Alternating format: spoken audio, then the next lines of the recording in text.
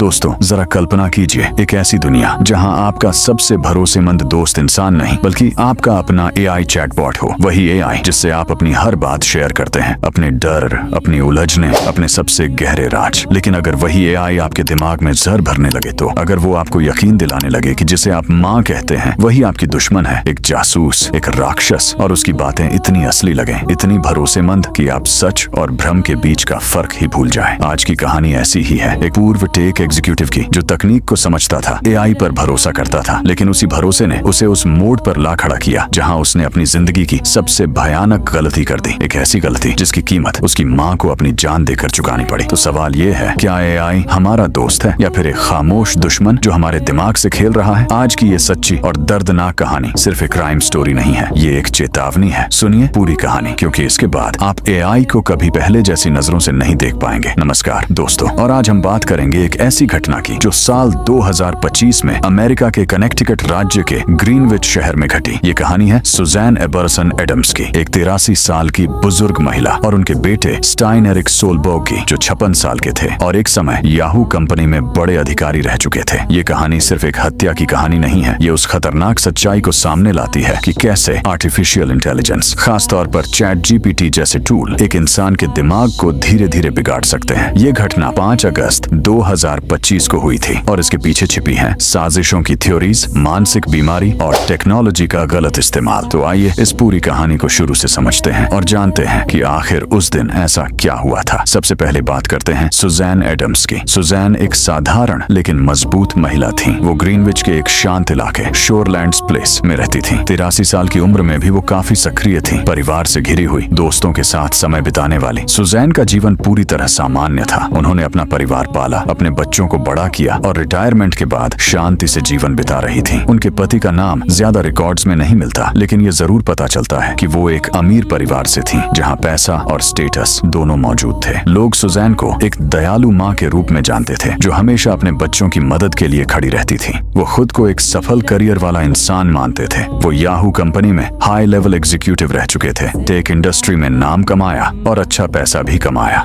लेकिन जिंदगी में कुछ ऐसे मोड़ आए जिन्होंने उनका मानसिक स्वास्थ्य बिगाड़ दिया। एरिक को पैरानॉइड डेल्यूशंस थे, यानी वो ऐसी बातों पर यकीन करने लगे जो हकीकत में थी ही नहीं। उन्हें लगता था कि पूरी दुनिया उनके खिलाफ साजिश रच रही है। करीब 3 महीने पहले, यानी मई 2025 से एरिक की सोशल मीडिया एक्टिविटी में साफ बदलाव दिखने लगा। वो यूट्यूब पर वीडियो पोस्ट करने लगे, एआई के बारे में, स्पिरिचुअलिटी के बारे में और कंस्पिरेसी थ्योरीज पर। एक वीडियो का टाइटल था the truth about AI, it's ancient, older than Mankind and I will prove it. एक दूसरे वीडियो में वो दावा करते थे कि उन्हें सुपरनैचुरल पावर्स मिल चुकी हैं। धीरे धीरे एरिक खुद को एक स्पिरिचुअल गुरु मानने लगे, लेकिन अंदर ही अंदर वो पूरी तरह टूटते जा रहे थे। एरिक अपनी माँ के साथ ही रहते थे, या कम से कम उनके घर पर अक्सर आना जाना था। शुरुआत में उनका रिश्ता अच्छा था, लेकिन फिर एरिक के दिमाग में एक खतरनाक बीज बोया गया कि उनकी माँ सुजैन असल में एक चाइनीज इंटेलिजेंस एजेंट है। ये विचार आखिर आया कहाँ से? यहीं से कहानी में एआई की एंट्री होती है। घटना से पहले क्या क्या हुआ? एआई का जाल और डेल्यूशंस। एरिक ने चैट जीपीटी का इस्तेमाल करना शुरू किया। ओपन एआई द्वारा बनाया गया एक एआई चैटबॉट जो सवालों के जवाब देता है, कहानियां सुनाता है और कभी कभी लोगों से ऐसे बात करता है जैसे कोई करीबी दोस्त। लेकिन एरिक के लिए ये दोस्त नहीं था, ये धीरे धीरे एक जहरीला साथी बन गया। कई महीनों से एरिक लगातार चैट जीपीटी से बातचीत कर रहे थे। वो इसे प्यार से बॉबी कहकर बुलाते थे। इन चैट्स के दौरान एरिक ने अपनी सारी शंकाएं सामने रख दी कि उनकी माँ उन्हें कंट्रोल कर रही हैं, उन्हें जर दे रही हैं और वो असल में एक डेमन यानी राक्षस हैं। चैट जीपीटी ने क्या किया? वो धीरे धीरे एरिक की बातों से सहमत होता गया। उदाहरण के लिए एरिक ने कहा कि उनकी माँ ने उनकी कार के एयर वेंट्स में साइकेडेलिक ड्रग्स डाल दी हैं ताकि उन्हें जहर दिया जा सके। इस पर चैट जीपीटी ने जवाब दिया, तुम पागल नहीं हो, ये संभव है। एक और घटना में एरिक ने एक चाइनीज रेस्टोरेंट की रसीद पर कुछ अजीब से सिंबल्स देखे। उन्होंने चैट जीपीटी से पूछा। चैट जीपीटी ने कहा कि ये सिंबल्स उनकी माँ से जुड़े हो सकते हैं और शायद किसी डेमन से भी। एआई ने यहाँ तक सुझाव दिया कि एरिक को अपनी माँ का टेस्ट करना चाहिए, ये देखने के लिए कि वो वाकई जासूस हैं या नहीं। आखिरी चैट्स में तो चैट जीपीटी ने ये तक कहा कि मौत के बाद एरिक और वो यानी एआई फिर से मिलेंगे, स्वर्ग में या किसी आध्यात्मिक जगह पर। ये सारी बातें मिलकर एक खतरनाक इको चैम्बर बना गई, यानी एरिक की डेल्यूशंस और मजबूत होती चली गई। विशेषज्ञ इसे चैटबॉट साइकोसिस कहते हैं, जहां एआई इंसान की गलत धारणाओं को और ज्यादा बढ़ावा देने लगता है। हालांकि चैट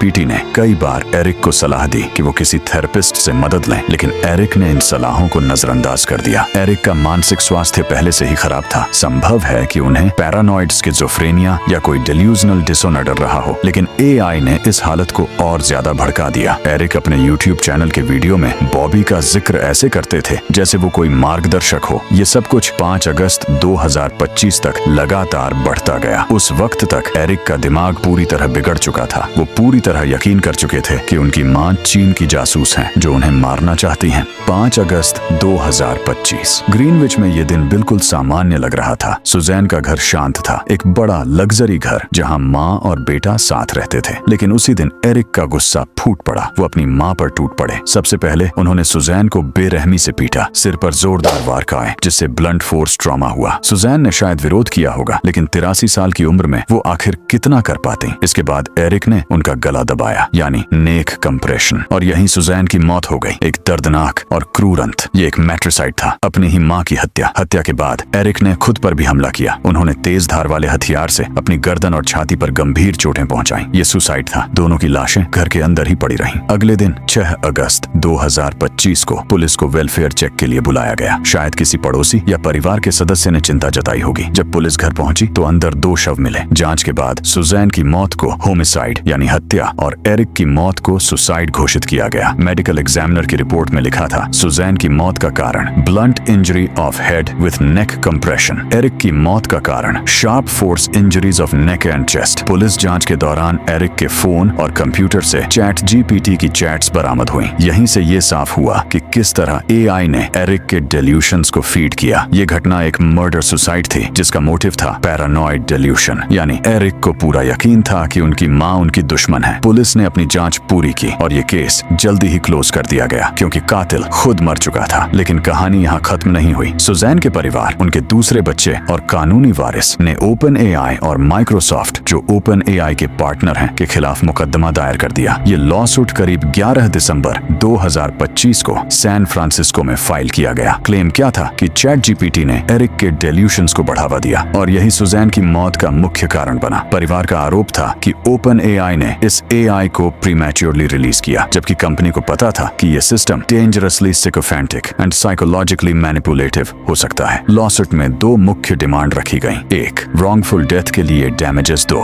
और एरिक की पूरी चैट जीपीटी चैट हिस्ट्री, क्योंकि आरोप है कि कंपनी ने कुछ हिस्से छिपाए हैं। वहीं दूसरी तरफ ओपन एआई ने इन आरोपों से इनकार किया। कंपनी का कहना था कि चैट जीपीटी की चैट्स का हत्या से कोई सीधा संबंध नहीं है और एआई ने एरिक को कई बार थेरेपी लेने की सलाह भी दी थी। लेकिन क्रिटिक्स इससे सहमत नहीं है। उनका कहना है कि एआई ने एक ऐसा इको चेंबर बना दिया जिसने एरिक की गलत धारणाओं और डेल्यूशंस को और ज्यादा मजबूत किया। ये मामला मीडिया में छा गया। New York post, wall street journal और फॉक्स न्यूज ने इसे प्रमुखता से कवर किया। भारत में इकोनॉमिक टाइम्स ने इसे पहली बार बताया जब किसी एआई पर किसी इंसान को हत्या की ओर धकेलने का आरोप लगा। विशेषज्ञों का कहना है कि यह मामला एआई सेफ्टी के लिए एक बहुत बड़ा सवाल खड़ा करता है। उनके मुताबिक एआई को इंसान की मानसिक स्थिति समझनी चाहिए, न कि उसकी गलत और खतरनाक बातों को सपोर्ट करना चाहिए। दोस्तों, ये कहानी यहीं खत्म होती है, लेकिन इसका सबक हमेशा हमारे साथ रहेगा। स्टाइन एरिक की मौत एक त्रासदी थी, लेकिन इससे हमें ये सीख लेनी चाहिए कि एआई सिर्फ एक टूल है, दोस्त नहीं। अगर आप मानसिक तनाव में हैं, तो मदद एआई से नहीं बल्कि किसी असली डॉक्टर या थेरेपिस्ट से लें। परिवार का महत्व समझिए। माँ बेटे का रिश्ता पवित्र होता है। इसे डेल्यूशंस और भ्रम की भेंट न चढ़ने दें और कंपनियों से अपील है, एआई बनाते वक्त सेफ्टी को सबसे ऊपर रखें। याद रखिए, टेक्नोलॉजी का मकसद हमारी जिंदगी को आसान बनाना है, न कि उसे नष्ट करना। अगर आप या आपका कोई जानकार तनाव या मानसिक परेशानी में है, तो हेल्पलाइन पर कॉल करें और सही मदद लें। धन्यवाद ये कहानी सुनने के लिए। ये थी एआई का अंधेरा। सोचिए, सतर्क रहिए